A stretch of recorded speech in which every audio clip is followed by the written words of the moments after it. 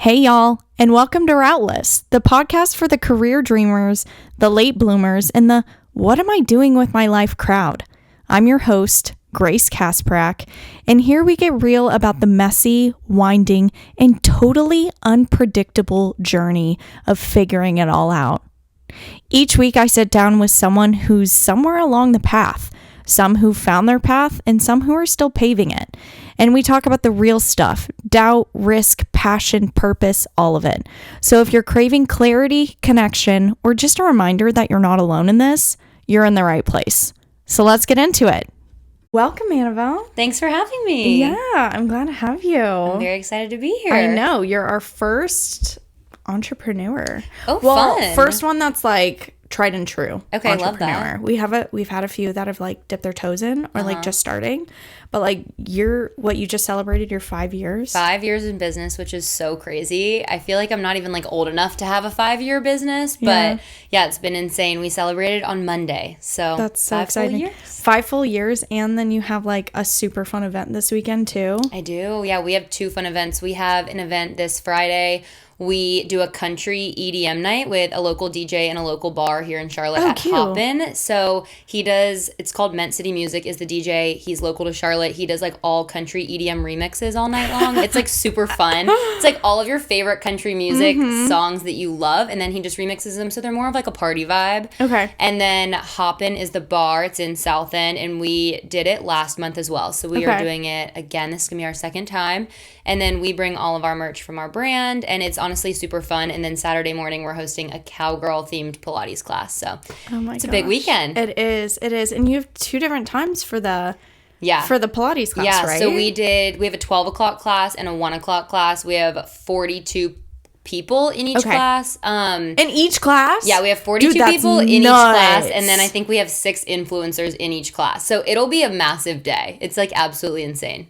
Oh my gosh. Yeah. The prep must just be wild. Crazy. We've been working on it for probably the last month or so. I feel like most people just assume, you can like whip up an event so quickly, but so much work goes behind the scenes for like planning and meetings and the products and how everything is going to run. So I think we've been working on it for like a month and a half or 2 months now, which is insane. And it's finally coming to fruition. The moment I saw you post about the little duckies coming without their cowboy hats, I was just like, that's the last straw. No, that's the last straw. There's so many things I feel like that you do as a small business owner that people don't notice. Yeah, they just like assume, we did these cowboy like rubber ducks basically for these themed drinks at the event on Friday, and I was like, oh my gosh, I'm gonna order them from Amazon. They're so cute. They have like little cowboy hat on them, and they all come disassembled, so everyone just thinks like, oh, I show up and like this little duck just gets like dropped in my drink, but I like hand assembled every single duck that is like then in their drink. So there's just so much that goes on behind the scenes of being a small business owner that nobody knows about. Just like hours and hours and hours of work for like the smallest, the tiniest details. But I'm so like, I love when someone comes in and they're like, wow, they really paid attention to every single detail. Nothing was missed. So when people come to our events, I'm like, I want them to leave and be like, wow, they missed nothing. Yeah. So it just really adds to the prep work beforehand. Yeah. Do you think you've always been that detail oriented? I feel like if you asked me, I would say yes. If you ask my parents, they would say no. I feel like I am a very detail-oriented person overall. It's just what I want to be detail-oriented about. That's fair. I like pick and choose. I am quite literally probably the messiest person. So if you ask my boyfriend or my parents, they would be like, she is not detail oriented when it comes to the home. Like she has clothes all over the place or whatever. But when you ask anyone about my business, they're like, she does not miss a beat. Yeah. So I feel like I just pick and choose what I like to be. Your energy can't be dispersed evenly. Never. When it's that much detail. Right. You have to pick and choose where are you going to thrive and where are you going to miss. And I feel like for me, because my face is the face of the brand, I have to be detail-oriented on that aspect. When it comes to, like, the house or something like that, I feel like it's kind of like a give and take. Like, that's something that my boyfriend can pick up the slack in because I have to be so detail-oriented in other things. Yeah. No, 100%. So, it's like... it's a good balance. Yeah, exactly. You have to find your clean freak for every, like, messier person. I always swear, there's never 2 clean people or 2 messy people together. It's always, like, 1 and 1 because that's who makes the most perfect combination. Yep. I will say... Dane and I are both very, very clean. Are you really? Yeah. I feel like that's so rare. I feel Yeah. like it's very rare to find like two people that are very clean and like always Yeah. want to have a clean house and have a clean car. And I will say to different extents though. Yeah. He's not like he picks up after himself. I'm like toothbrush, like grout, scrubbing. scrub. Okay, I will give you that. I pick up after myself, but I am not. Adam is the one in the household who is like, we cannot go to bed without a single, like every dish has to be done. Everything has to be off the counters. The shoes have to go back in their place. Like for me, I'm okay with like a little thing here and there. For him, it has to be like 100% or nothing. Agreed. That's fair. Dane will leave dishes in the sink overnight. Yes. He'll have no problem. And I'm like, I don't want to wake up to this. Yeah, no, that's what he says too. I'm like, oh, I could do them tomorrow. I have more time tomorrow. I'll do them tomorrow. And he's like, absolutely not. Yeah, no. Gotta get it done right now. Yeah. I like to go to bed with the house sparkling clean so that when I wake up, I don't have another thing on my brain. Because the moment I wake up, I like have 30 things on my brain. Yeah. And if those 30 things aren't going to work out that day, I will lose it. Be pissed if it's because I left dishes in the sink. Right. And that's how I started my day. You have to set yourself up for success going into another day. 100%. And maybe that's just like what's been drilled in my head as an ADHD individual. Right. You know, it's like set yourself up for success. Like so that there's no other factors. So that there's nothing. Yeah. It's not even like a control thing. Like I could give two craps about the control aspect of it. It's like, I think I've just heard so much, set yourself up for success. And I think it's reigned true that like if I wake up and I have chores that I have to do, that my whole morning is thrown off. And I love my routine in the morning because you need that's to be like ready to go. Yeah. Nothing can be in your way when you get up ready to go. Precisely. I could see that. I could see that. Okay, so walk me through. You said you've grown up here. So let's like jump back. Let's walk through a little bit of like growing up here. Like where in the general area did you grow up? Yeah. What did that look like? Kind of just give me a little rundown. So I was actually born in Connecticut. I was a northern girl at heart. I know. Nobody knows no that. Clue. It's very like a random. That's like my random fact. No, Yeah. that kind of fits. I have a friend whose husband is from Connecticut and it's vibe. Once I tell you, you can see it. But until then, everyone's like, oh yeah, I could see that you're like a southern girl. Like I could pick it up. I see northern way more than southern. 100%. I feel like I take after my dad, and my dad is like born and raised up north. I was originally born in Connecticut. We moved down here when I was 8. So really when anyone asks, I'm like, I'm from Charlotte because I'm 28 now. So I've been here for the largest majority of my life. Yeah. We grew up in like the Ballantyne area. I went to Ardrey-Kell High School. So like very. Oh, I didn't know you grew up in Ballantyne. I did. So Cute. I would say like suburbs of Charlotte. Yeah. Like South Charlotte areas where I grew up, and I lived there up until I went to college. Went to college at Charleston, and then afterwards you I went to moved college back. in Charleston? Mm-hmm. Did I know? I know. It's quiet. It's like, you know, not a football school or anything like that. And that's why I love Charleston so much. It's like the best city ever. Anyone that is like asking where should I go to school, if you're not super into like the SEC or football game day lifestyle, I always recommend people go to Charleston. You have the beach within like a 10-minute drive. You're in like a full-on city, and so I feel like you just feel so much more adult. We didn't do in Charleston like, you know, the dollar beer nights and all that kind of stuff. Like you felt really like an adult, just like living in a city on your own, which I loved, and I thought it was an amazing college experience. That's awesome. Yeah, I was the flip-flop. Like SEC. I feel like that's how majority of people go. Yeah. Which, I mean, I feel like so many people live so many different lives in their one life that sometimes it doesn't match. Sometimes it does. Right. And it's like... Well, it matched for that time in your life. Yeah, exactly. Yeah. But you going to Charleston, it makes it... Like, it does make sense. Yeah. I see it. It really clicks. But so growing up in Ballantyne, like, what was like your hobbies? What was your passions? What did you do? I feel like I was involved in everything when I was in high school, which is kind of still how I feel like I am now. I feel like I kind of have a hand in everything. So growing up, I played a varsity sport all 4 years. So I played lacrosse growing up. Very northern girl sport Very northern. too. Yeah.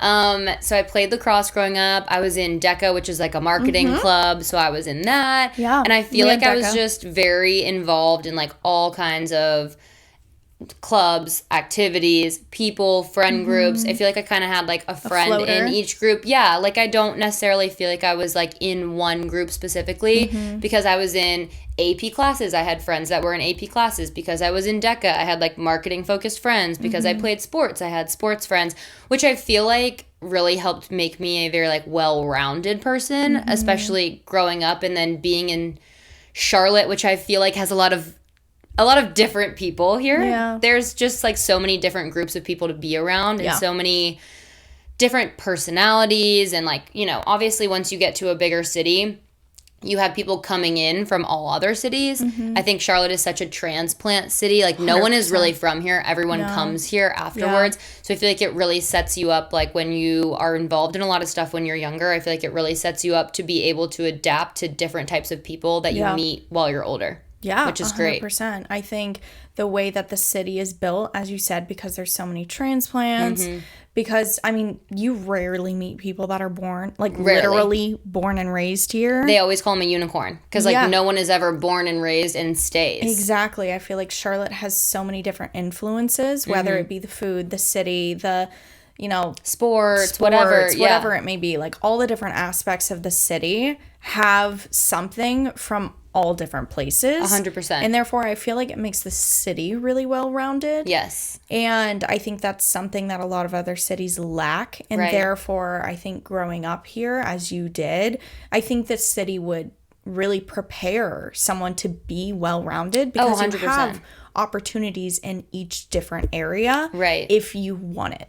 And I always say, too, I feel like, and obviously this is like a personal standpoint, I don't think everyone feels this way, but I think that Charlotte is such an opportunistic city. Like, there's literally opportunities for everyone if you're willing to put yourself out there. 100%. It doesn't really matter what area you're looking for opportunities in, whether it's jobs or friends or whatever. I think Charlotte is personally, like, so friendly. I've never met someone who's, like, moved to Charlotte and been like, I could not meet friends there. I couldn't find something I liked there. I couldn't find somewhere I liked living there. Like, there just truly is something for everyone in Charlotte, which is why I feel like it's such a transplant city. Oh, yeah. Once people start to hear, like, oh, it's so well-rounded and there's so much to do, people want to move here. No, 100%. And I'm the same way. Whenever I hear someone say that they don't love Charlotte, I'm like, have you tried everything? But why? Like, have you really gone out and expanded your horizons? Right. Because even Charlotte in itself, it has eight different little mini downtowns. Right.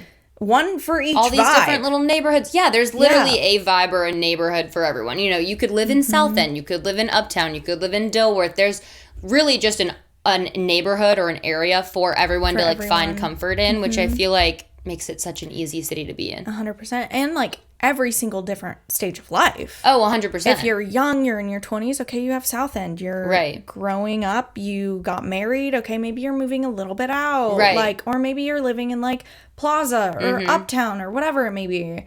And then, like, you have kids, okay, Dilworth, maybe go to Ballantyne. Like, there's so many opportunities and so many options for people here that I truly don't understand the concept of someone not liking the city. Right. And maybe that's just because we're two people that are sitting here that are such large fans of Charlotte. I cannot speak more highly of this city. There are definitely people that I feel like are Charlotte haters and are like, it's only a drinking city, there's nothing to do. And I always tell people, I'm like, if you feel like Charlotte is only a drinking city, you are not going to the right places 100%. Because there is so much to do. Even if you want to drive 15, 20 minutes outside of Charlotte. I mean, you can get to a lake, you can go hiking, you can go watch the sports games, you can go meet new people. There's a restaurant that opens every week here. So, like, there's stuff to do that's not drinking. Yeah. There's literally always a pop-up market, anything here that you can, like, go and walk around at, be social at, meet people at. 100%. It's a great area. I 1000% agree. I mean, speaking from two people who, like, I mean, Dane and I don't really drink at all. Right. We came from Austin. That is solely a drinking city. Right.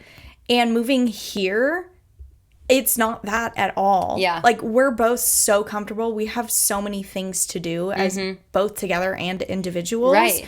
That we never had accessible necessarily in Austin. And here fits so much better. So I agree with you. Yeah. If someone were to tell me Charlotte is a drinking city, I'd be like, Okay, maybe. Have you just been to South End? Yeah. Have you been anywhere else besides South End? Yeah, because South End is for the young, mid-20-year-olds right, who want to go out and who want to yeah. go. That's the stage of life you're in, right? And that's perfect. But then there are stages for a bajillion other else. Places, right, that are really influenced by so many different factors.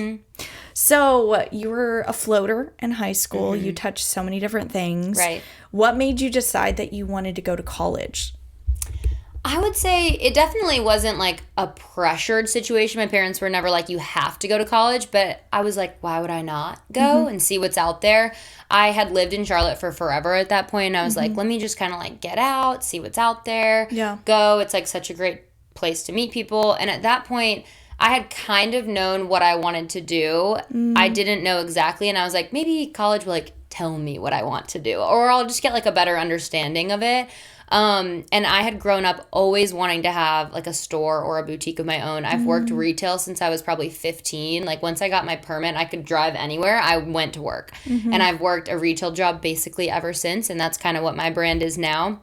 And when I went to school, I got my degree in marketing. And so I feel like that really just, I'm not going to say it was necessary, but I do feel like I'm glad that I went. Not for the materials that I learned, but for more of like the lessons that I learned while I was in college. I think everyone should go to college just for the pure fact of like moving away from your parents, living on your own, learning how to manage money, having a job, balancing a schedule. I don't think college is for everyone in terms of skill or education level, but I think that like the experiences and the lessons that you have in college benefit someone tenfold. 100%. I was just saying this last week, saying that college, yes, if you are going to college because you want to be a doctor, you want to be a nurse, you want to be a lawyer, 100%. you want to be an architect, like, okay, cool. All of those things, like, you need to go to college for. Right. If you have the opportunity and you have the privilege to go to college when you don't 100% know what you want to do and it's something that entices you, go. Figure it out. Because you learn so much more about how to be an adult, how to be independent, how to live your life, who you are, what are the kind of people you want to be around. Exactly. What are the kind of spaces you want to put yourself in. Whereas if you were living at home, if you were not going to college, if you were not put in a situation that was so isolated to force you into growing, you wouldn't necessarily be able to learn those things. 100%. And I say that all the time, and I love my boyfriend dearly. Him and I both run our own businesses. He did not go to college. He went straight into working for himself, and I did go to college and then found my way to working to myself. And I would say that our skill levels, what we know intellectually, is pretty equal. I don't feel like I necessarily have any knowledge or skills in the workforce that he doesn't have. But I always will say, like, little things will come up and I'll be like, okay, well, that was something I kind of learned in college or that I saw in college. And those are just, like, life lessons that you learn when you go away, you move away from your parents, you know, have to be on your own, have to figure out a credit card bill, have to figure out all of this other kind of stuff. It's just some stuff that I learned because I went away that he didn't. Doesn't mean that one of us is smarter than the other. It's just almost like street skills. Like, that's the kind of stuff that you learn while you're on your own. Yeah, and that's not even something that college necessarily teaches you. It's something that comes with, that's associated with going to college. Right. Just with that, like, phase of life, I guess. Yeah, 100%. And I wish there was a part of college that delved more into that, like the actual intellectual academic part of college. Okay, why didn't you teach us how to pay our taxes? That. As a small business owner, that is huge. Like, why did I not learn until 2 years ago that if you're an entrepreneur, you have to pay your taxes 4 times a year? You're like, wait, what? Huh? That was never taught to me. I mean, obviously, like, my family's entrepreneurs, so that got bubbled down. But for the people that aren't, it's like, how do you learn that kind of stuff? What? Trial and error? You just figure it out? Even people I know that got their degree in entrepreneurship. These were not things that were taught. No. They teach, like, very surface level things that are more on, like, an educational level than, like, a skill level. Or, like, organizational management, which you need to run a company. Yes, but also you need to know how to pay your taxes. A very large part. Yes. And we even say all the time, we're like, we didn't even learn, not that it's a hard skill, but, like, we didn't even learn how to, like, write a check. No. Like, no one taught us how to, like, write a check My in mother school. taught me how to write a check. My dad taught me when I had to write one for business. And I had to, like, write a check for my accountant. He was like, this is how you do it. And you put it in here. And I was like, I didn't even know how to do that because it's not something you learn in a school setting, which is crazy now. We're taught how to count money, but we're not taught how to put it in an account. Right. Or what to do with it, or what are the best. Yeah. There's just so much. So many different aspects of it. But that's not even the point. That's a whole side point. That's a whole side point. So you worked retail as like your first job from when you got your permit. Mm-hmm. What dove you into wanting to go to retail? Was it just like, oh, I don't know what else to do, so I'll start working retail, and that's where it like started to fire? Like, I feel like when I was younger, I've always been someone who loved putting together outfits and who loved clothes. My mom has always raised us, like, we were the family, which everyone thinks that we're psychos, but we were the family, like, you wear a real outfit, like jeans and a top when you go to the airport because you never know who you're going to meet. Like, we don't just wear sweatpants and sweatshirts on the airplane, like our pajamas, and be comfy. My mom was always like, you always dress to impress because you never know what kind of situation you're going to be in, who you're going to meet, what kind of opportunity you're going to have, or if like something messes up and we have to go right from the airport to X, Y, and Z. And so I feel like I was just always raised that like you get up, you get dressed for success, you put on a real outfit, and you go out the door and start your day. And I feel like because of that, I was always just really interested in clothes, and I was always so social. I could talk to anybody, and so I was like, retail seems like a great fit for me. I get to talk to people all day. I get a discount on clothes. I get to be around clothes all day. Like, why would I not do this? Yeah. It almost seemed like a dumb thing to say no to. And so I started, I think my first job was when I was either like 15 and a half or 16, and then I've quite literally worked in retail since. I worked almost full-time in retail when I was in college. Okay. So I worked junior year, senior year of high school. I worked all 4 years of college. I came back and I got my first like corporate big girl job, still with a retail company, but I was doing more like social media management and stuff like that. And then after that, I worked there for about 2 years, and then I started my own business. So I've been in retail or in the retail world for like 10, 11 years now, which is crazy. Now, most people would have gone to high school, college, done the whole retail shebang, would have gone into corporate, done social media management, and would have stuck it. Right. Would have stuck there. Yeah. What about that made you delve out of it? I feel like, so I graduated college a little bit earlier, graduated in December of 2018. So when I moved back here, I had like a full year of working for this company before COVID happened. So before COVID happened and I was working for this company, I liked it. I wouldn't say I loved it. I liked what I was doing. My like direct supervisor, we just did not see eye to eye on basically anything. And I feel like when you're really young, I was freshly 21. When you're so young like that, your direct supervisor you're so impressionable on like how they treat you and like, I don't know. We did not get along very well. And I feel like it just turned me off of like the whole company and wanting to work in that realm, that I was like, why am I being treated like this and having these experiences when I'm doing all of this work and having like, I mean, I was working so much at that point and I was 21, and I was like, you know what? COVID happened. Everyone and their mother was starting a business. And I was like, if I could do all of this for a company, I'm so confident in myself that I could do all of this same stuff for myself. Yeah. And even if it was just a fraction of the size of the company that I was working for, I was like, I would be proud of that. That's great. Yeah. I'm already doing all this work for someone else. So like, why not do all of that work for myself? And I left the company in like September of 2020, and I think I launched my business in October of 2020. So I got everything together quick and just hit the ground running. Yeah. So what was that beginning first process like? Starting my business? Yeah. Rough, I would say. So at this point, I knew that I like couldn't support myself fully off of it. And so I was working part-time as a workout trainer at F45, which I think was great for me at the time because I was starting a business that was based in Charlotte, and then I was working a very social, when you're a workout trainer, it's a very social job. You're meeting people, you're talking to them. They want to see you. They want to hang out with you. They feel very involved in your life. And so as I was growing my business, I felt like I already had this almost like fan group of people that were just excited in what I was doing. And I feel like having that part-time job while I was building my business truly changed how I was able to build my business, because I felt like from the beginning there were people that were like excited in what I was doing and wanted to see what was next or what I was coming out with. And I think I worked almost 2 full years as like part-time there. Okay. And then I was able to like support myself full-time off the business. And I've been doing that ever since. What kind of characteristics do you think in the first, year or two of building your business that quickly got instilled in you that you may have not had before?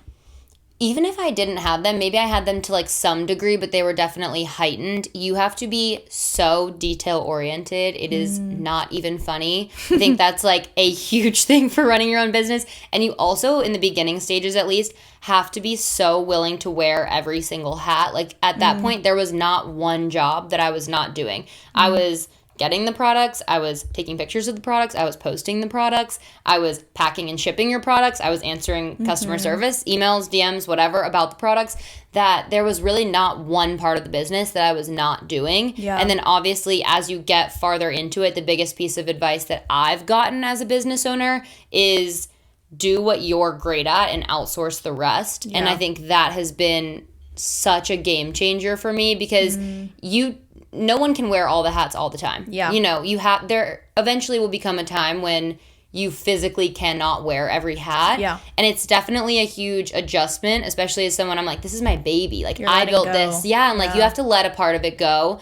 But the second that I was able to like let some pieces of it go, you're able to flourish and grow in so many other areas that it really does balance it out. And I feel like that was probably one of the hardest lessons that I learned, but one of the biggest things that I tell every other business owner. Yeah. Do what you're good at and outsource the rest, because nobody can do it all. Yeah.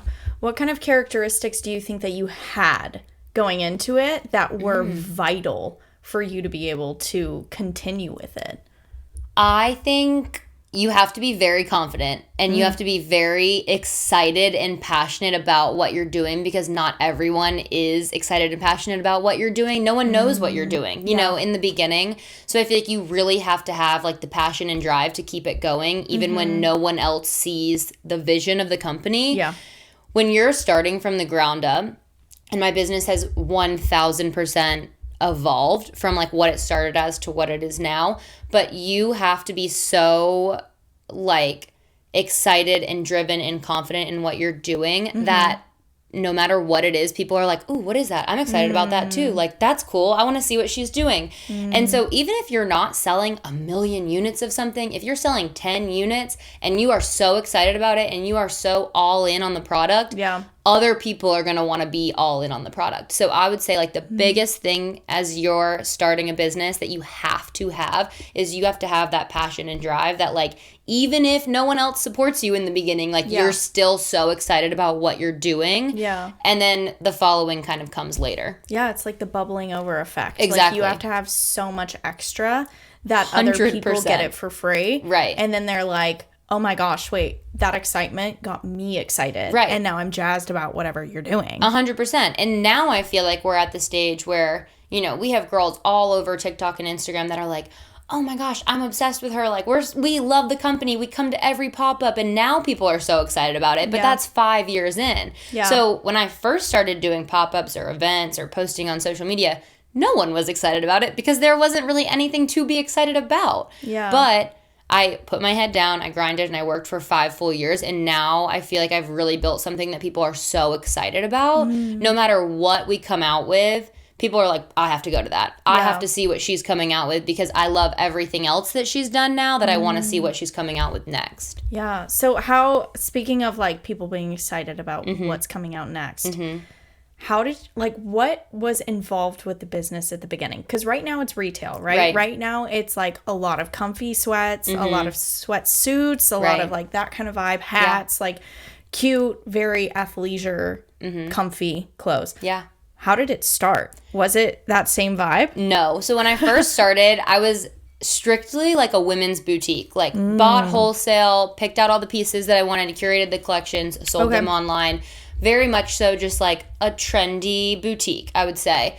And it was I like vividly remember this. So before Adam, who is now my boyfriend, and I were dating, we were very, very good friends. And we always ran all the same like pop-up markets. I would bring my clothes. He had his business at the time. And we just kind of like ran in the same circles. And I always knew that he printed shirts. And I was like, okay, graphic tees were like one of our best sellers when we were just doing boutique clothes. Graphic tees that I was like buying from someone else. That I was like, I feel like maybe I should do some graphic tees of my own. Like, why not? If people are already buying from this category, if I can make it unique and different, then why would people not buy them? It's something they can't get anywhere else. And so in August or maybe July of 2023, we were going to the Dierks Bentley concert. I grew up on country music, love country music, and I had a design and I was like, will you just print this on a tank top for me and my friend Kelly? It'll be like cheeky, fun. No one's really going to see it. It's just for us. So he made us 2 tank tops. We wore them to the Dierks Bentley concert, and I think that was in July, and I posted a TikTok about it in August, just like a random morning. I posted TikTok every day of my life for like the last 5 years. And this morning I posted a video, put my phone down, left it at home, went for a walk, and when I came back from walking my dog, I think that the video had gone from 0 views to like 200,000 views in the first maybe hour that the video had been online. And by the end of the day, the video had reached like 1.5 million views. And we had never, ever seen numbers like that. And it was for one singular product. The tank top that Kelly and I wore to this concert, every girl wanted to wear to a country concert. And after we had that like absolutely insane sales day, I started working with Adam. He started printing all of my shirts, and we really kind of took off in the category of doing cheeky country concert tank tops, t-shirts, hats, everything like that people wanted to wear, that we could produce way more of than I could buy from like a boutique quantity standpoint. When you buy from boutique wholesale, you really buy in packs, which you do small, medium, large. 3, 2, 1 is typically how much you can buy, which obviously you can buy several packs, but you're really limited on the sizing that you can get. One of the biggest concerns that we were having was we were selling out of our boutique products so fast we couldn't get more in, and they obviously don't have extra small, extra large, double XL, so the sizing range sucks. So when we started doing these tank tops, we were able to basically make unlimited amounts of them. We had no cap on how much we could sell, no cap on how much money we could make, and we obviously had the extended size runs. So that was a huge draw for us. So I believe after that video went off in 2023, we finished out all of 2023 having boutique clothes and some graphic tanks and tees, and we're kind of just testing the waters. And in beginning of 2024, we actually let go of all of the boutique stuff. We just saw our numbers were so far off on how well our graphics were doing that our boutique was like not even carrying 5% of the business at that point. So we switched over into doing graphic tees, tanks, everything kind of geared towards country concerts. If you live in Charlotte, you know we have several pretty decent size for it not being like in Austin or a Nashville. We have pretty decent country artists who come, a lot of country concerts. We have like 5 country bars. So I was like, you know what? There's no one else doing this category of stuff here. I'm going to make it my niche. I'm going to put both feet in the ground and I'm just going to go for it. And it has just truly like changed the trajectory of my business tenfold. When we went from 2023 to 2024, we had a 700% increase in our sales, which was like life-changing, unheard of. And so now, I would say we're probably about 80% graphic tees, tanks, sweatshirts, hats, all of that kind of stuff, predominantly geared towards country concerts, Western lifestyle vibes. And then just this year, we've gotten into the mock necks, the striped sets, any kind of comfy athleisure wear that you can mix in with your occasion-specific pieces. Hence the top. Exactly. The striped top is from the brand. Gotta support while I can, you know? Okay, so, I mean, it sounds like it was just super organic. It just happened the way it happened. Up until this year, we did no paid advertising at all. We had all organic word-of-mouth marketing, which is absolutely insane to have. Literally unheard of. And when we first had the like crazy video go viral, we did like $31,000 in sales in a single day from one single product, which was like, crazy. I was doing that in like a month at that point. Like I was so small in the game that like seeing a number like that in one single day was like, what is going on right now? And so it just like truly changed the entire business. And now we're just able to reach such a wider audience with the help of social media, and just once one person gets in our product, everyone's like, where is that from? And now we obviously have the ability to keep up with the demand, which is so crazy.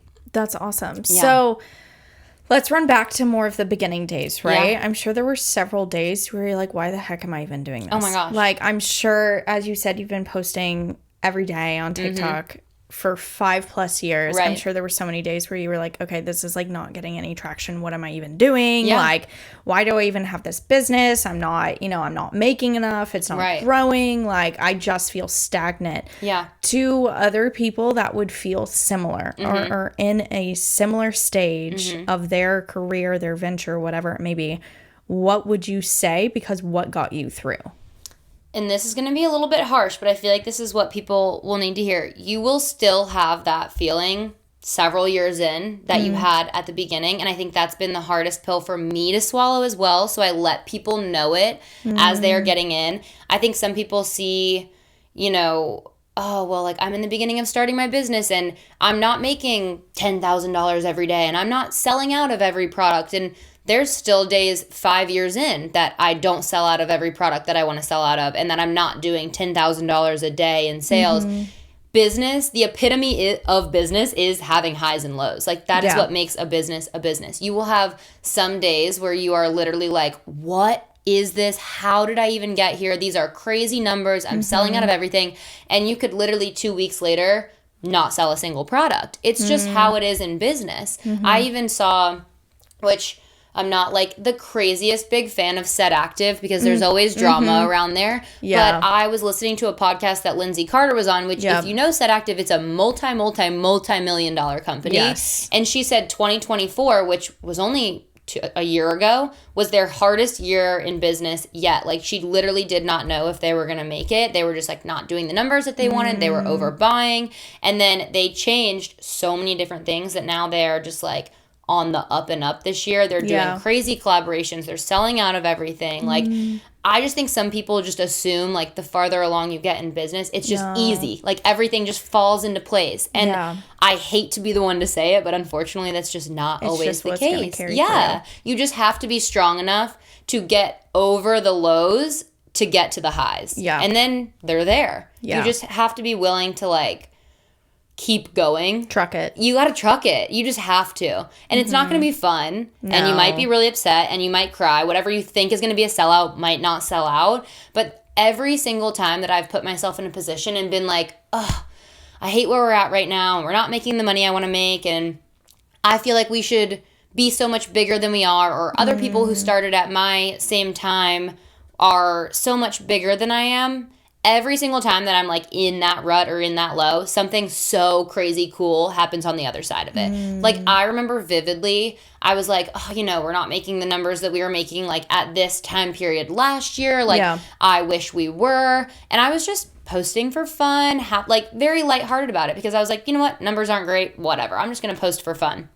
I posted a video either in like March or April of last year. And I was like, Megan Maroney's going to be in town. It would be so cool if I could, like, get her my tank tops. Like, everyone tag her below. Kind of as, like, an LOL, this is funny. I'm, like, not taking it seriously. I vividly remember I went to Goldie's, went out, had drinks with my friends, was, like, having a great time.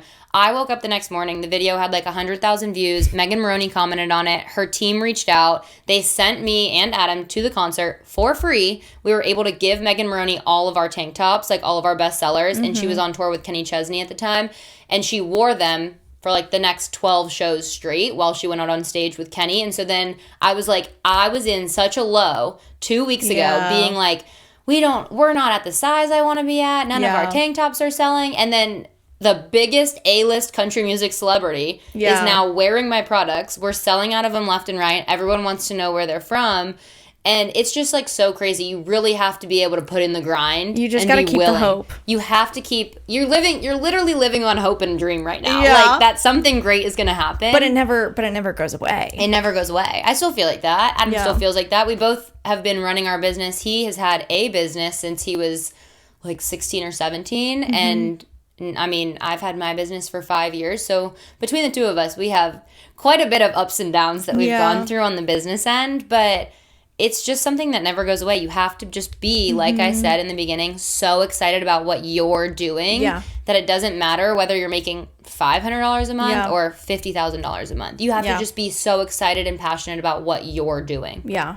And I think even going back to when you mentioned Set Active was one of the few brands that was like ventured out of Lululemon and was like, we're going to make this functional, we're going to make this soft, and we're going to make it cute. And good for every day. Not just working out. You can wear it to and from multiple different things. Right. It was very versatile. And they were one of the first people that ever did it. Mm-hmm. And then they boomed.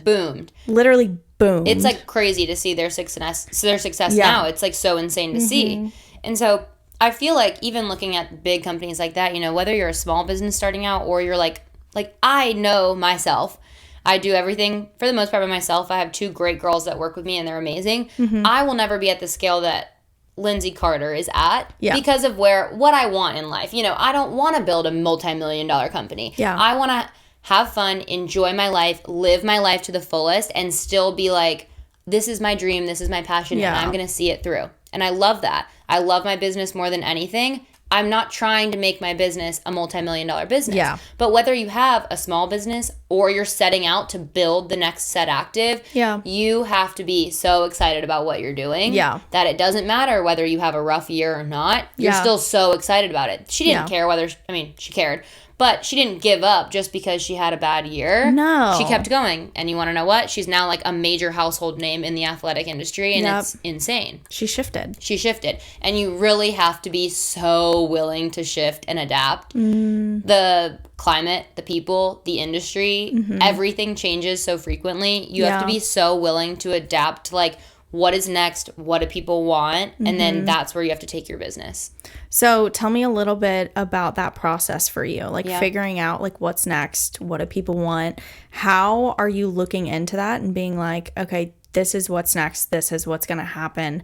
How are you really doing your like research and figuring that process out? So I will say I don't have a team or anything. So I'm not sitting down and doing like analytical research of like what is being bought and how much is being bought per category, which should I probably look at that a little bit more? Maybe.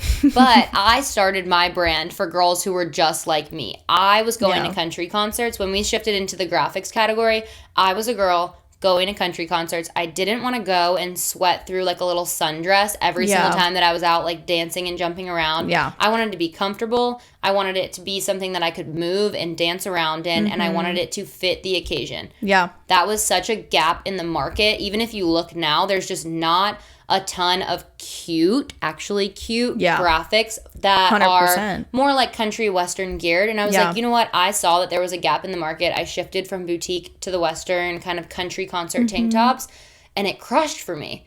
Does that mean that it'll crush for everyone? No. I think that that's like one big thing going into business is, I mean, I'm guilty of it too. I see someone start a business online and I'm like, oh, I wish I did that. But it's not true to who I am or true to like what I wanted. So just because they are succeeding at it doesn't mean that I would succeed at it. And same like when I see other brands that like we've had so many brands like steal our designs or, you know, come out with everything else.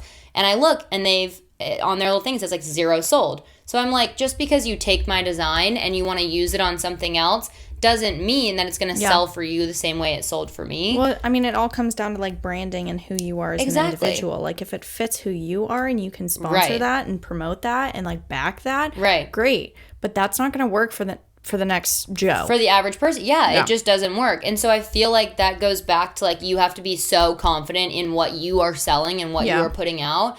And at the time, I mean, when I first started doing graphics, I was single. I was going out all the time. I was going to every country concert, every country bar that came to Charlotte. And so were all of my girlfriends. And I think the way we grew so quickly without having paid ads was I would give a $34 tank top to every one of my friends, and I would say, you can get a free tank top if you post in this and you tag me in it. And every single one of my friends wore it to a country concert, let me take a video of them, posted it on their Instagram. It doesn't matter whether they have 500 followers or 50,000 followers. That's still 500 it's still 500 people that are seeing the product. And when 5 or 6 of us would be out at a country concert and girls or guys would see us in these tank tops, they'd be like, where's that from? Where's that trucker hat from? Where can I get that? You are literally a free walking advertisement for your brand. Yeah. And it was the best thing I ever did for my business, being in that phase of life. Literally, I grew up with the brand. And so like, as I've, kind of stopped going to as many country concerts, being out, drinking socially as much,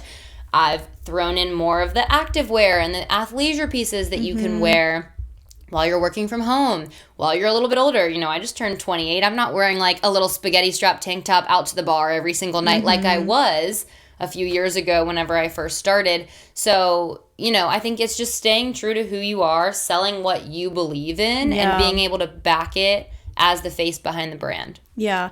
So I think one thing that's really stuck out to me, your entire background of what you've done and how you are and where you are now, is that you fell into this. Like, you knew that you liked clothes and you delved into it.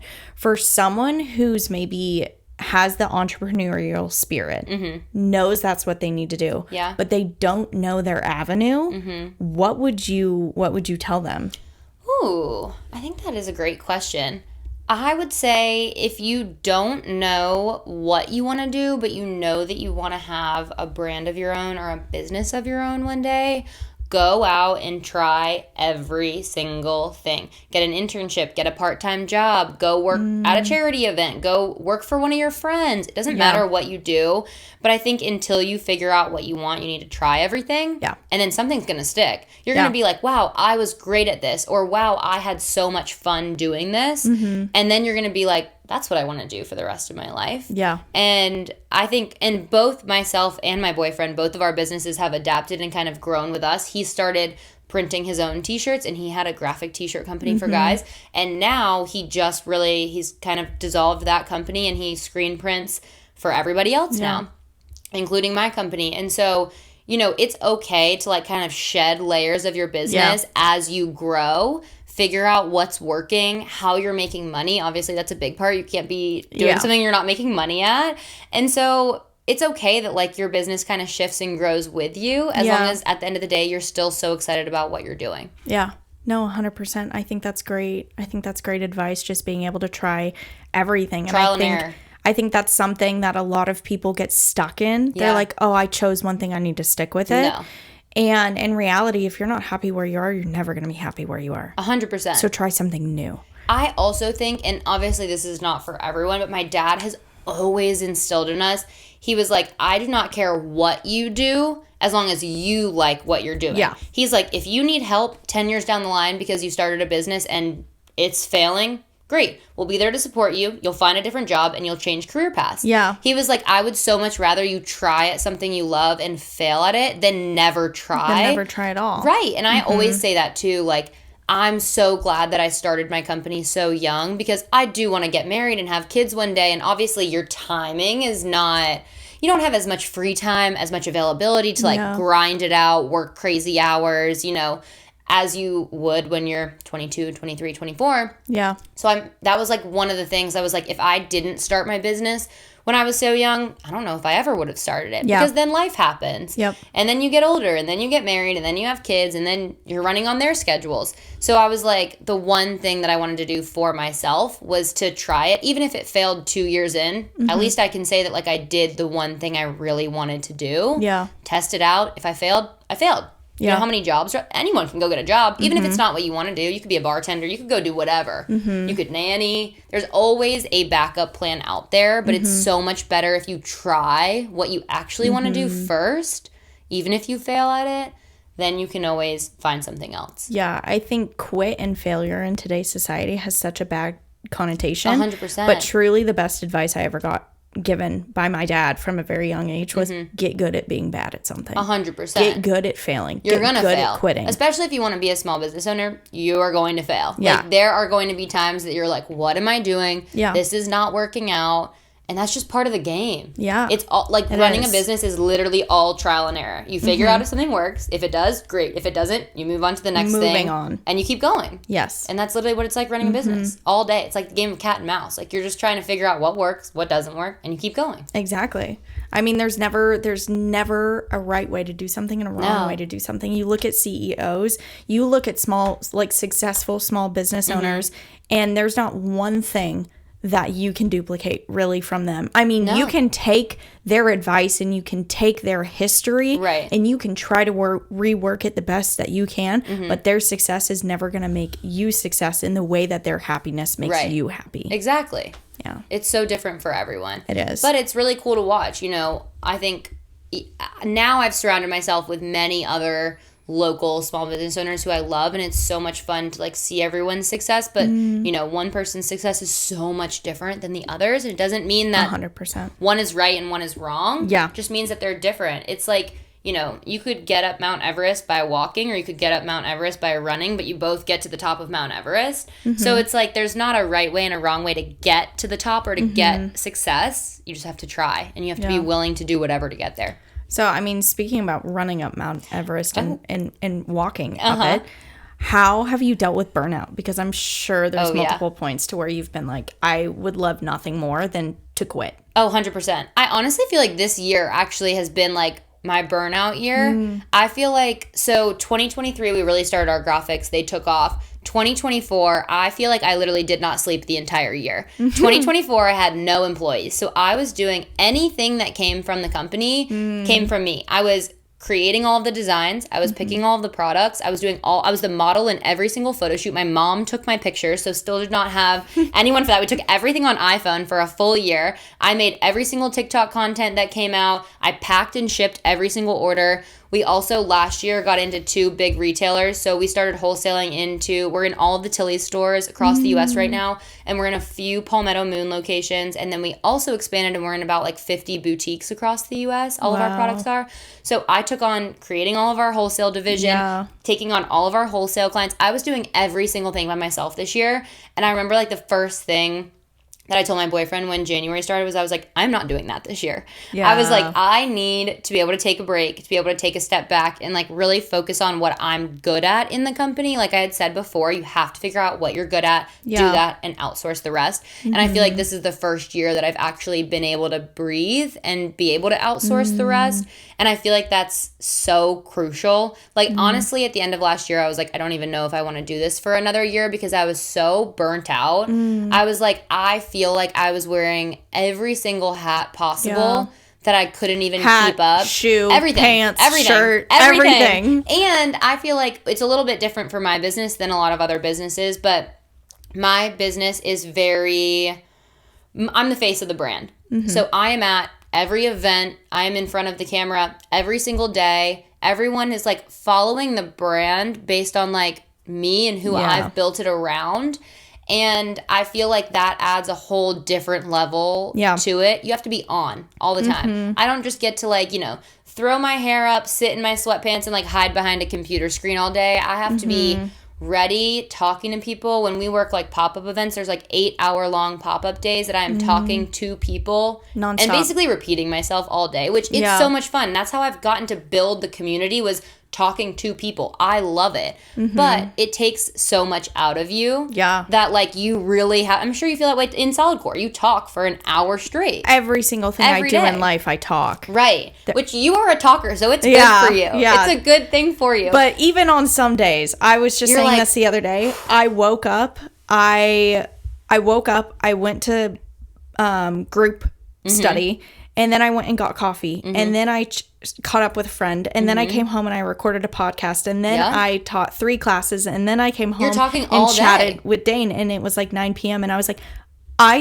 my mouth has not stopped moving. Yeah, I'm blessed with the fact that my voice never gives out. Right, yeah, but same. like, holy crap. I know. After 18 hours of talking, all I want to do is shut up. No, literally. I'm like, tired I can't hear myself speak anymore. Yeah, I'm tired of hearing my own voice. Literally. And like, as someone who is a talker to another fellow talker, like, that's a hard thing to achieve. It's a hard thing to be on and talking all day and still be able to give 100% of your energy to the back end of building a business. Yeah. It would be so different if like I was just working retail for someone else and I'm just during the day I'm selling clothes for another brand. I am not doing all of the back end, the marketing, the ads, the influencers, the collabs, the social media, all the behind the scenes stuff. But because I have to be on for that and on in front of people, I feel like I was just so drained at the end of last year that I was like, I have to change something going into 2025 or else I will not make it. Not even the brand won't make it, but like I physically will not make it. My train will run off the tracks. Exactly. The tracks are going to keep going. The train's going to keep going, but I'm running off. Yeah. And it's getting bouncy at this point. No, and it's bad.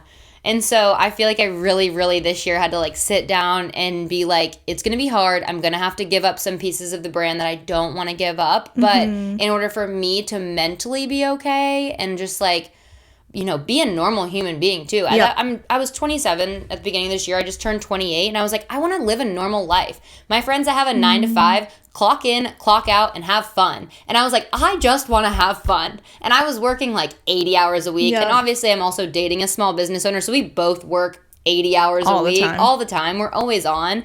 And I was like, we can't both be going at this level. And so while he's building his business, I was like, I want to be able to take a step back. Not even like take a step back in terms of not taking my brand to its full potential, but I need to be available. I need to be a human. I need to be a human to be able to also take care of another human. Like, you know, when you're a woman, you take care of the house, you take care of your boyfriend. And I am just such a people-pleasing type of person. I love to host. I love to have people over. I like to have dinner parties. I just like want to be able to invest my energy. Yeah. It's not like maternal. It doesn't even have to be like an instinct of a child. Maternal is like more of those feministic traits where it's like, I want to host people. I want to build community. I want to take care of people. And I didn't have any time to do that before. That I was like, I really want to be able to take time this year to still have my business succeed. Obviously, I just outsourced a lot of the things that I was currently doing. And now I'm able to have people over, to plan trips, to go away for the weekend and not be so riddled with stress that I'm like, nothing's getting done when I'm not there. Like now everything is still handled and I feel great about it. But it was definitely a big adjustment. That's for sure. How was that process of finding someone?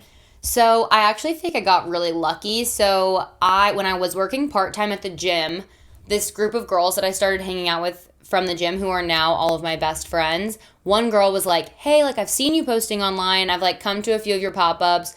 And my pop-ups were nothing crazy at that point. It was really like I managed them all by myself and it was fine. It like is what it is. She was like, I have worked in retail my whole life. I just graduated college where I worked full-time in retail. I kind of miss it. If you ever have any opportunities where you like need help, let me know. And I was like, beautiful. She like kind of fell into my lap. And now, ever since then, I think for about 2.5 years, she has worked every single pop-up I've ever had. Every event I've ever had, she's been at. Everyone comes and knows her by name just like they know me by name now because she's so associated with the brand. She's ingrained. She's ingrained in the brand. She's literally my left hand. Like, I don't know what I would be able to do without her. When we do our like big pop-ups now, we literally have 2 straight lines of people. Her and I are checking people out for like 5 hours straight. If I did not have her, I do not know what I would have been able to do. So she has like really saved me in the events category. And then a girl who I had been just mutual friends with on Instagram, we had like connected about being in Charlotte. We had like reached out and just like been at a few of the same events recently. She was like, you know what? I think it would be great for you if you hired a girl I knew. So I like interviewed this girl and I was like, you know what? She's like just not a great fit for me and the brand, but I think you would be a great fit. And she was like, okay, sure. So earlier this year, she started helping me out with more of photo shoot planning and execution, influencer collabs, modeling, like all this kind of stuff. She really helped get all the crazy ideas that were in my brain onto a piece of paper. Yep. And, you know, when you start working with someone else, you have to have those ideas that are in your brain on paper. No one else can know what you're thinking, what you want to happen. So you really have to have someone. Like, I always say, like, Kelly's on my left and Jamie's on my right. Like, I don't know what I would do without either of them. It's not like I could really do it with just one or just the other. But both of them have, like, simultaneously made the process this year so much easier. So we've been able to step into new categories, to do new things, to plan events like we have this weekend where it's stuff we've never done before. But I'm finally able to breathe and step into doing things like that. Yeah.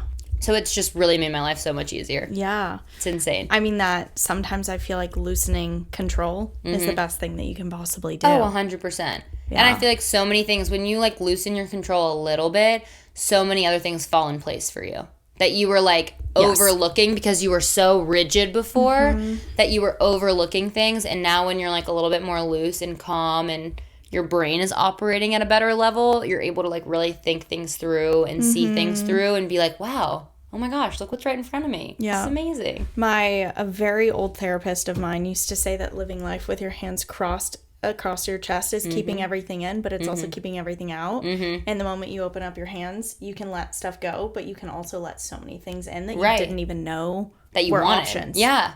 Yeah. Oh, 100%. Yeah. No, I totally agree with that. I think that's like such a great way of looking at it. And I feel like probably for the first 3 or 4 years of my business, I was so like closed about it. And I was like, this is my brand. I'm going to do everything by myself. And if you want to grow past, you know, just the very small business entrepreneurial level, and you want to get to that next stage and you want people to really take you seriously, you have to be able to take yourself seriously and be like, I need help. Yeah. So, I mean, what's next? Oh, gosh. For you, for Homewurk, for all of it. Yeah, I feel like that's such a never-ending question. It's like there's always something that's next. I think one thing I'm really excited about is we are stepping into doing all of our like custom products that we're designing. And obviously when we branched into the graphics category, that is very occasion specific. It is great. It's great for country concerts, for country music festivals, for country bars, for trips to Nashville, whatever. But because a lot of our products were centered around one occasion, I wanted people to be able to have my brand as more of like a household name. Like we were not just for one occasion. We were for your everyday lifestyle. We had stuff for you to wear during the day, during your night out, during your traveling to your trip to Nashville, whatever. I wanted people to feel like there really was something for everyone. So I always say that like our new pieces are made for slow mornings, cozy evenings, and every moment in between, because that's really what they are for. We make such like cozy, effortless, easy pieces that really are great for any age, versatile. For any person. They're versatile. And then we obviously still have all of our best-selling country concert like tanks, tees, hats, whatever that we're known for. And it's just such a fun mix because I feel like it really embodies me too, which I love. Yeah. So I still go to the country concerts, just went to Greenville Country Music Festival, all this kind of stuff. And I work from home. I want to be comfortable. I want something easy and effortless to throw on every single day. Yeah. And it's the best mix. Yeah.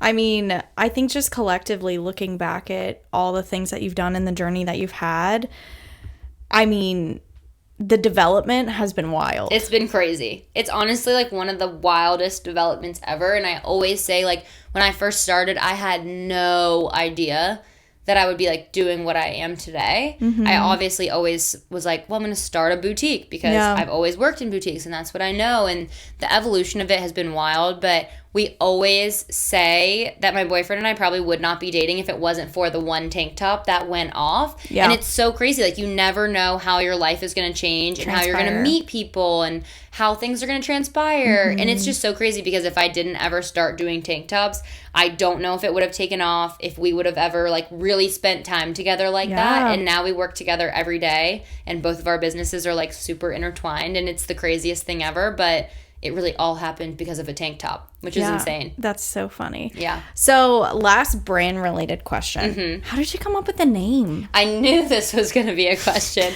I've wondered this. I mean, Annabelle and I knew each other before I even knew that she, like, had a brand and all this stuff. And I just remember the first time I saw it, and I was like... Interesting. That doesn't seem like her vibe. Right. So, because, I mean, like, you don't strike me as someone who's, like, a scholar. Right. Like, you're very smart. Yeah. But, like, you're not the person that, like, strikes me as, like, someone that's going to go get, like, their PhD just for the fun of it, you know? And so, the name Homewurk, originally, one of my mom's friends knew that I wanted to start a brand, and the one thing that was holding me up from actually starting was having a name for it. So, it wasn't that I didn't know what I wanted to do. It was that I didn't know what a great name for it would be. And one of my mom's friends was like, you should call it Homewurk and you should brand it as a lifestyle assignment. So basically what it is your lifestyle assignment, your homework, quote unquote, is being dressed for every occasion, being able to find something that you need for every item in your life. That makes so much sense. And the U, so it's HOMEWURK.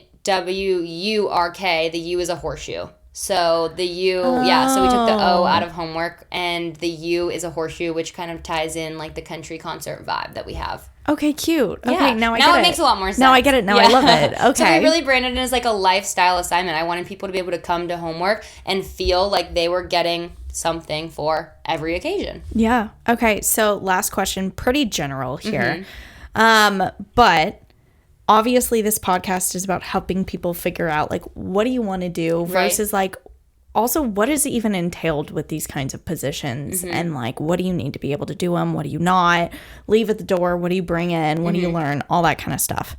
So for anyone that is listening that's just trying to figure it out, what's the simplest or the best advice that you would give them?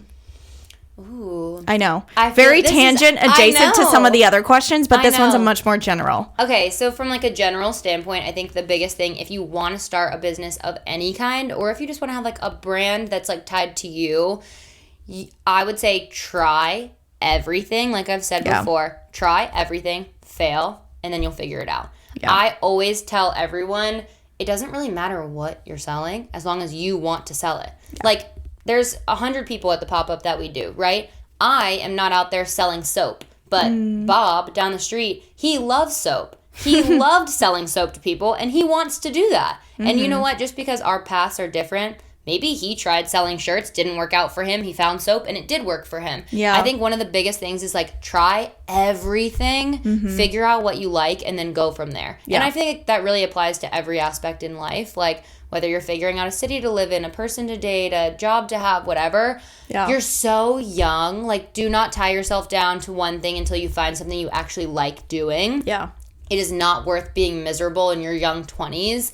No. Like, it's just not. Like, enjoy your life. Have fun. Go explore. See things. Try things. Do everything in your young 20s so that when you get to your 30s, your 40s, or whatever, you have a little bit figured out. You've tried stuff. You figured out if you liked it, if you didn't, if it works, if it doesn't.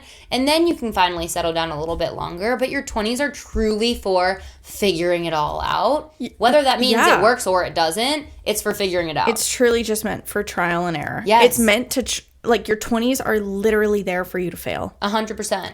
And then you your should. 30s. I think when you fail, you learn something. You learn what is good, what is not good, what works, what doesn't work, what you like, what you don't like. Failing is good. Like, I feel like failure is looked at as so terrible, but when you fail, you figure out what you want to do. 100%. And failing is a necessary part of the process. 100%. And if you're not willing to fail, you're not going to find your happiness. If you're not willing to fail, I think you're in the wrong industry of wanting to start a business. You have to be willing to fail. Yes. Even if you don't want to, you have to be willing to accept the fact that maybe you're going to have a little bit of redirection in there, a little bit of like change of the path or evolution in the business, because you just have to be willing to grow and figure out what people are wanting. And it might not be the same thing that you started with, but you have to be willing to figure out what is next too. 100%. Someone once told me this. I don't even remember who it was, but it stuck with me. Your 20s is to figure out where your foundation wants to go. Your 30s is to start to build the foundation. And your 40s is to build the house on the foundation. 100%. And ever since someone told me that, I feel like it took the weight off. 100%. And I feel like so many people get right out of college, and maybe it's pressure from parents or whatever, but they're like, you have to have a job, and you have to figure it out, and you have to have an 9 to 5. You don't. No. I've never even met a 60-year-old who has it figured. I've never met anyone in my entire life who had it figured out, ever. And it's so crazy. I think, like, one of the biggest things is maybe you are happy in your 9 to 5. Okay, I have one friend she loves corporate life. It is so for her. She wants to climb the ladder. She loves it. Yeah. And I have another friend who does not want to climb the corporate ladder. She nannies. She works at a gym part-time. And for her, that's what she wants to do. Yeah. She wants to have a flexible schedule. She wants to spend time with her husband. She wants to be able to not be stuck at a desk for, 8 hours a day.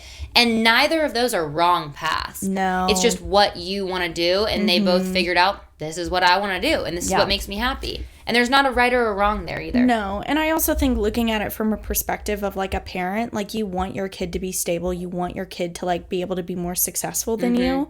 And I think a lot of parents look at the corporate world as their security there. Oh, 100%. But just because there's security there doesn't mean that it's for you. Right. For me, for you, corporate didn't fit. No. It was actually miserable. Yeah, it actually gave me like, I think it sucked the life out of me. Yes, I was actually ill. Yeah. So no, it was not for people, it doesn't work. And you just have to be able to be flexible and know yourself enough and have enough confidence in yourself that you're going to figure it out no matter what stage of life you're in. Right. Because if you're not willing to bet on yourself, no one else is. No one else will be. No. Yeah. You have to be able to bet on yourself and bet on what you're selling or what you're building. Mm-hmm. Because at the end of the day, when you're first starting out, no one knows what you're selling or what you're building. So if you're not betting on yourself 100% of the time, no one else is going to. And also, like, taking it back, even if you don't know what you're betting on yet. Right. Just literally bet on your confidence. Right. Bet on the fact that you're going to figure it out. Mm-hmm. Whether that means you're going to try 1,000 things, you might find one. Right. Whether that means all you try 10 one, and you find one. Yeah. Like, even if you try 10 and you find 5 and you end up doing all those things part-time at that level of 5. Like, it really doesn't matter. It just matters if you're gonna go after one thing, you got to give it your all. 100%. And if you're trying to figure out what that one or those 5 things are, you got to bet on yourself and be confident in yourself that you're just going to figure it out. Yeah. Everything's going to fall into place. Yeah. No, I totally agree. Yeah. And I think that's what happens. Like, you try in your 20s and it will fall into place. Maybe not in 6 months, maybe not in 6 years, but eventually you'll look back and be like, oh, so that's why that happened. Mm-hmm. And then it makes sense. And now you're like, oh, okay. I get it now. I'm fine. Yeah, I get it now. But it's the journey that matters too. Yeah. All of those things that you do before you get to that thing that you're like, this is it. I promise you, there's at least 1 or 2 things in there that was so necessary for you to learn to be able to do that one thing. And none of them are fun, probably. No. Yeah. No. None of them are like enjoyable things. I can name 5 jobs that I absolutely hated, but I learned at least 1 or 2 things from those roles. Right. That I wouldn't be able to be doing what I'm doing now without those. I always say, too, like, one thing that you can always take away from a job, no matter what, even if you hated the job, is what you don't want to do next time. Like, one thing that I really took from my job that I had before I started my brand was how I do not want to run a company and the types of people that I do not want to hire, or, you know, just how I want my company to be different from that. And I think that's a huge thing. Even if you hated your job and you're like, I learned nothing, I have nothing to take away, you can always take away the fact that you then do not want to have something that does that in the future. Yes, you know how you want to be different. Right. Yeah. And I think that's like the biggest takeaway. Even if you aren't starting your brand, but you're just going from job to job, you can be like, well, I'm looking for another job. I want it to be different than what I came from, because that was not serving me or not making me happy. Yeah. And I think also in that phase of life when you're just trying to figure it out, I think one of the most important things that you can do is say that you're just trying to figure it out. Oh, yeah. Because if you're going forward and being like, oh, yeah, like I'm doing this and this and that, but like deep down you're like, I don't like any of these things, most likely all those connections you're making are going to tie you to that thing. Right. If you go into it and you're like, I have no clue what I want to do, and I'm really just trying to figure it out, that opens the door for everyone around you to be like, wait, this thing sounds like you. Yeah. And I always say that too, like, one of the main reasons, obviously it is like a little bit draining for me to be the face of things and to always be at every event, but there is not one opportunity that I've gotten that has not been from me networking or socializing or being out at these events. Like, every single person that I have met has been from an event, someone that was like a friend of a friend that I got introduced to. And it's so crazy what putting yourself out there does. Whether you own a brand or you don't own a brand, it doesn't matter. Just like the opportunities that I've been able to get or that I've been able to have all come from me just putting myself out there. Absolutely. And not closing off any doors. I've never once been like, I will never do that. I will never blah, blah, blah. I've always been like, okay, sure, why not? Like, I sell graphic tees and tanks, and I'm hosting a cowgirl themed Pilates class this weekend. Like, they don't really correlate, but another brand worked. It's cute. Yeah, they reached out and they were like, I feel like this would be fun. We have the same target audience. And I was like, you know what? Why not? And we sold out of 84 tickets in 10 minutes. So yeah, I know, because I will not be going because I could not get a ticket. It is just so insane, though. Like, you just never know. Like, these were opportunities that I would have never guessed for myself because of the type of business that I'm building. But if you never say no to anything, all of these crazy things will be able to happen. 100%. Well, I think you gave some great advice, and I think your story is, I mean, just like a whirlwind, but also just shows like what betting on yourself and going with your gut 100% does for you. 100%. I mean, it's that's literally like the the tried and biggest true thing story. I tell everyone is like, no one else is going to bet on you, so you have to bet on yourself.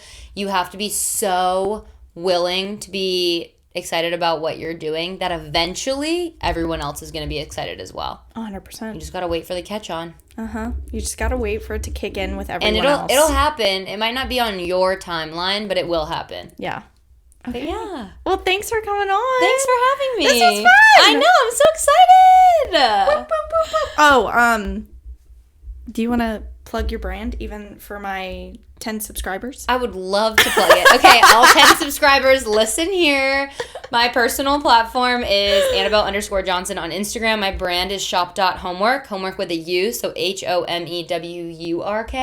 And same on TikTok. So TikTok, it's Annabelle Jordan Johnson on my personal profile, which I post a lot of behind the scenes, how to build a brand, things like that. And then Shop.Homewurk is our brand TikTok account where we post a lot of the products that we have. We post a lot of UGC, so for anyone who wants to like tag us in their videos, unboxings or things like that, those will be on there as well. Fun. So fun. Yay. Thanks for having me. Okay, bye guys. Bye. Bye 10 subscribers.